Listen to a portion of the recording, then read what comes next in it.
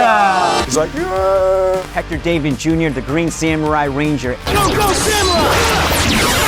And you're watching Behind the Power. Were you such a fan that you became a ranger? I love this show so much, and here I am on screen with the legend himself. Green. Forever green next. Connect it more with the machine empire. Whoa. Dreams come true, man. Dreams come true. In legendary times, legendary people at a legendary time in my life. Welcome back to Behind the Power with Rick Shick. Today we have today's winner of the contest of Superfan coming to be on the show with me. It's a pleasure to be here. I'm glad I won. Thank you so much for drawing my name out of the Awesome. bucket. Yeah, and what's your name again? Hector David Jr. Hector David Jr. Some people nice know to me as finally meet you. HDJ. HDJ. Yeah. Wait a minute. Were you such a fan that you became a ranger? Some would say the legend is told in that way. So today we're going to talk about the henchmen of shows, because back in my day, there were putties originally, and I started with season 2. So for me, the first putties were the Z putties I got hit in the chest, break apart. Yeah. We got a Z right back here. And Hector and I actually shot a new scene recently at a Ranger Stop convention.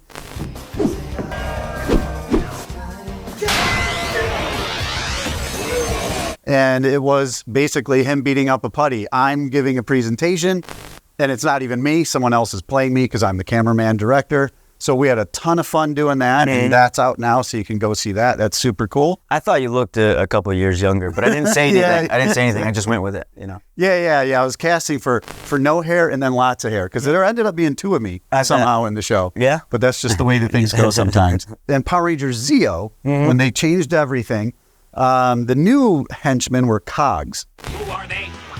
Go tell King Mother. It's Spidey wants. It's Spidey's gonna get. I was given the job of what's this appear going to look like of the Cog. Oh, okay. So when we don't know, I'm testing stuff out. And my first idea is, okay, they're coming from another universe. Whoa. So I'm thinking I'm gonna draw like a frame of lightning. Yep. Split the sky, have the frame itself opens up, and there's some other universe behind there. Yeah. And the Cogs will come out of there. So this was my first, I don't know, maybe this is what they want, you know, maybe they'll like this. So this is just a test that was not seen before. Once they saw it, and they're like, yeah, you know what? We think we want to connect it more with the machine empire. Okay. So they're like, let's have the Cogs, like we like the universe, the other universe thing. But let's have the Cogs come out of an actual, like a sprocket or a cog shape. Okay. So I'm thinking I don't want it to be a big heavy thing and it's kind of ethereal. So I'll just do like a highlight in the shadow and you basically see through it. So it's sort of like, here's an idea of a cog or a sprocket, you know, spinning through space. And there's the plate of the guys. There's the rotomat. There's the mat of it moving. There's the spacey element. And here you can see it was on top of them. I remember. I stopped watching like close, like after Turbo, but having nieces and nephews, and then handing over my collections, VHS tapes and stuff like that to them. I remember going back and seeing this all the way up to Wild Force. And just the cog itself, the cog motion is so nostalgic. Is it? Yeah. Just looking at it, you know, you say cog, and I'm like, okay, what's the cog? I know.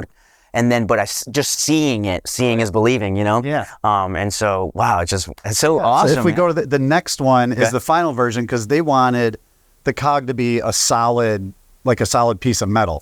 So this was the final look that we landed on. But that's just sort of how things develop in visual effects, where I'll spend days, you know, trying out different things and then the back and forth.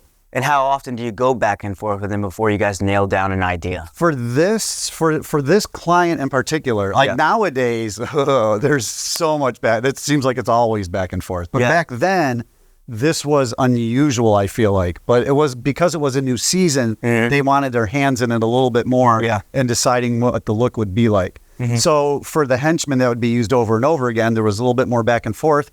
But on just any monster of the day showing up, usually it was just up to us to decide what to do. Go Samurai! Let's get on to what your henchmen were like, because I didn't watch your show. My son did, and I would walk by when he was watching, but I didn't really pay attention. Yeah, that's okay. Because, you know, I never watched Power Rangers because I'm just an old man. I must I must have not been on the screen for you to Yeah, stop right? and say, So- wow, that guy's really, really good looking. Let me just sit with you, son. Oh, let's get some popcorn. Fella. Yeah, right? Yeah. Yeah, so no, our Moogers, man, our Moogers were so cool. Moogers. Moogers. Moogers! Get him! Yeah, our Moogers from the Sansu River. Okay. Oh, so was yours in Japan? Was your show set in Japan, or was it in America? Or? Our show is set in America. It's Oh, set it's in in America, but it just has Japanese elements to Oh, it. okay. How did the Moogers appear or disappear? Were they just they're- was there like a Lord Zed who sent them, or Master Xandred Master Xander? and Octoroo. Ooh, ah, ooh. How should I say this? That's how he would start the show. Really? What That's Grendo- awesome. I have my grandmother here behind the scenes, but I'm telling her, asking her if she remembers the guy, the octopus face. 'Cause an he always octopus starts, face. Yeah, Oh, he has that's an cool. octopus face, and he's Master Xandred's right-hand man in the ship. They're in a ship in the Sanzu River, and almost like an underworld compared to like Stranger Things. Okay.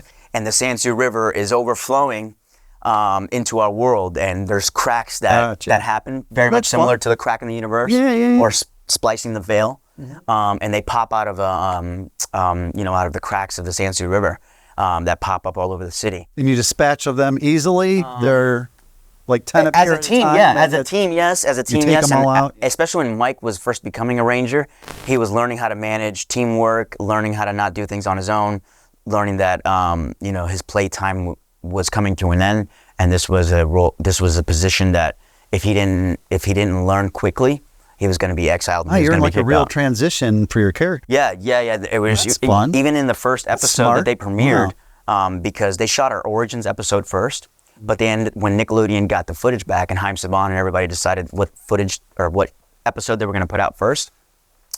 They went with Mike's coming of age episode, which I believe is Forest for the Trees was one of the first ones, where Mike gets in an argument with Mentor because he felt like he deserved the Beetle Disc, and the Beetle Disc was given to Erica Fong's character, which is BOOYAH.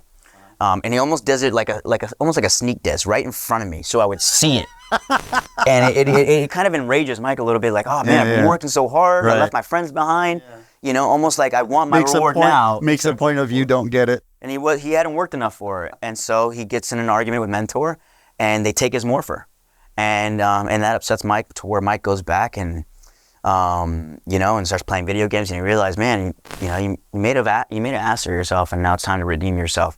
And so he's walking out of the video game store, and he sees Mentor on a motorcycle, which is one of my favorite scenes. Yeah. And Mentor pulls up, hey, get on. Get on. And I love the line that Renee gives Mentor G when we're on the thing, because I say, hey, Mentor, I thought you'd ride a horse or something like that. And he says, you ever have to clean up after a motorcycle? You ever had to clean up after a motorcycle? No! And so, like, just getting back to the Moogers, man, those guys were so dedicated, so much fun to work with, that I was like, man, I never had a moment where I thought of them as putties. Because again, really? I'm a super fan. Yeah. I'm a super Right, fan. right. So I So never, you know. I'm in the zone. Like, these are my guys. And they look so crazy. Their mouths, like, are on their head. There's a full mouth on their head. There's my boy Najee right there, Kevin, boom. And that was what I'd be doing all the time in rehearsals, man, was just flipping and getting ready, staying in that zone, I'm going to go off of what you mentioned of your character saying riding. I thought you'd be on a horse. Yeah. Because there was a guy on a horse in your season. And it's our old friend Bulk. Was it Skulovich and Bulk? I can't remember Bulk's full name. Do you remember his actual name? Not at all. All right. Someone will tell us. Yeah, somebody. Fix it. Put it in the comments. Yep. So we've got Bulk in your show. He was in my show as well. Yeah. So he Pauly Schreier. Yeah, a Legend. hilarious guy. Yeah, man. And as watching it as an adult who wasn't into the show but was working on it, when we'd see the dailies or we'd see a full episode that had been edited, because I was working at night and we would take a break for dinner. And so at 6 o'clock, it was dinner time. We'd go through a little buffet, get dinner, sit down. We're like, okay, while we're eating, let's watch an episode. And we always thought Bulk and Skull were the funniest. We're like, these guys are the highlight of the show. Yeah. Ranger-wise, I think generally we liked Billy just because it seemed like, oh, he's older like us. Yeah. Even though he's in high school. Yeah. But yeah, Bulk and Skull were always fun to watch. And then when they were in a shot that I was working on, that was always kind of cool. Like there's some scene with like a ghostly Red Ranger and Bulk's hair is all messed up and his face is in the camera and he's like, and it just cracks me up because he's like such a cool guy. Great guy, comes to set prepared and has fun, makes the set fun. That guy is all around fun, personally and professionally. And then through the years, again, super fan. I've got to meet Jason Narvey, who is just incredible. The actor. And I've met him now because of the conventions. Just loves his craft, loves his work. Is a great writer, and I think he was a professor. I think it's a for really while. good perspective on it all as well. Like it's cool and it's fun, but it's it's also silly, and they're just they're just lighthearted guys. They were a match made in heaven. That's like the buddy cop duo that never happened. And even in the movie, I was just rewatching because the movie anniversary, I think it was like the 30th anniversary, was just the other day of the Power Rangers movie, and that first scene where they're in the airplane, man, and they open it, and the something. Just his faces, man. Soaring eagle. Yeah. Soaring eagle. Yeah, man. Come on, baby. You were in a legendary battle with a bunch of other Rangers.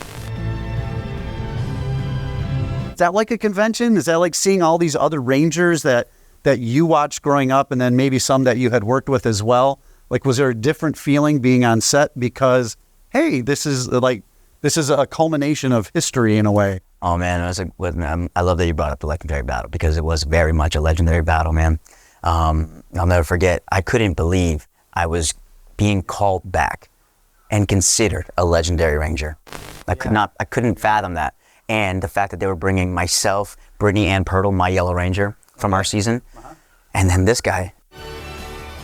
I missed my cast truck to the set. And I get in this van, hey, brother, this van isn't for you, man. And as I'm opening the door, all right, I'll take a taxi.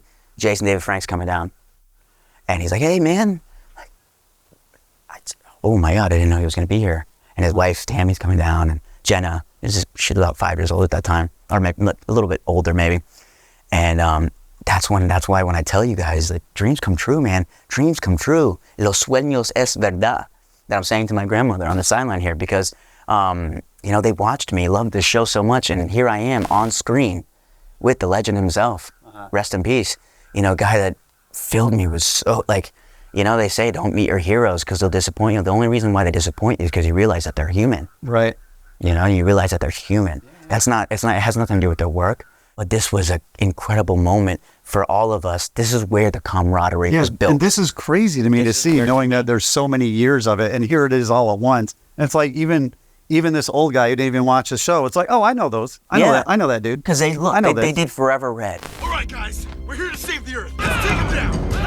They've done a lot of collabs together, right? A lot of these people. Oh, the right. Rangers, I've heard of Forever Red. Red. There never was a legendary battle where all these Rangers from different, like 2 Rangers from this one, sprinkle in ZEO. And we'll throw a little bit of, Wild Force in there. This is what I'm saying. And is this still in New Zealand? This is in New Zealand. This is in the rock quarry, which we shot in. It's always a rock quarry, right? Yeah, man. You gotta go fight in the rock quarry in the empty box warehouse.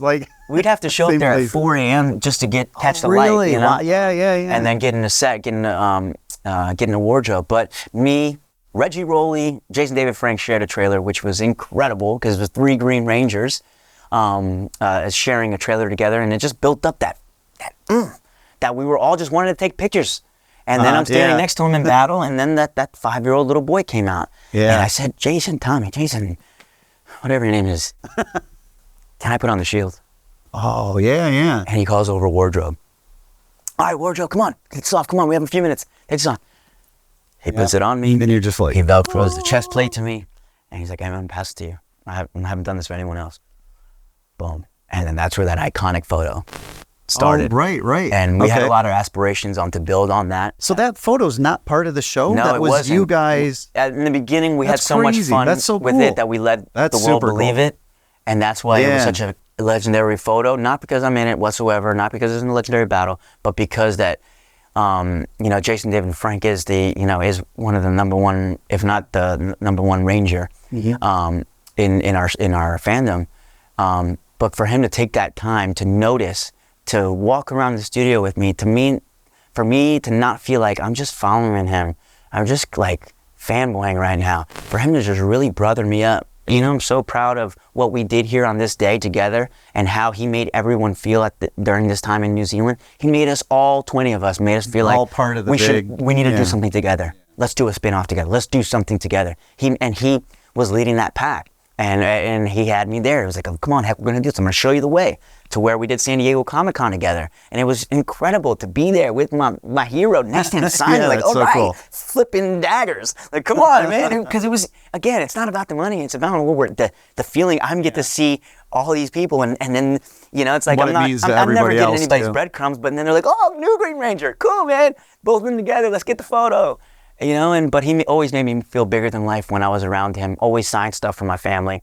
But again, legendary times for legendary people at a legendary time in my life. Nice to meet you. Heard a lot of good stuff about you. Yeah, man. Seen a lot of good stuff about you. You guys don't even know who I'm talking to right now. It's nuts, man. Thanks so much for being on the show. Anytime, my brother. Love this guy. Super awesome. Anytime. I'm at your Not just service. a super fan, but a Ranger, a brother, everything. Love it. So thanks for watching our show. One more time? Give us a. Booyah! Oh, wait, you gotta do it again. Booyah! Let's go. Well, do me a favor. Like, subscribe, follow, comment if you like. Comment if you don't like. If you don't, Let us know. just let us know. It's okay. Just let us know how you feel. Much love, everybody. Take it easy.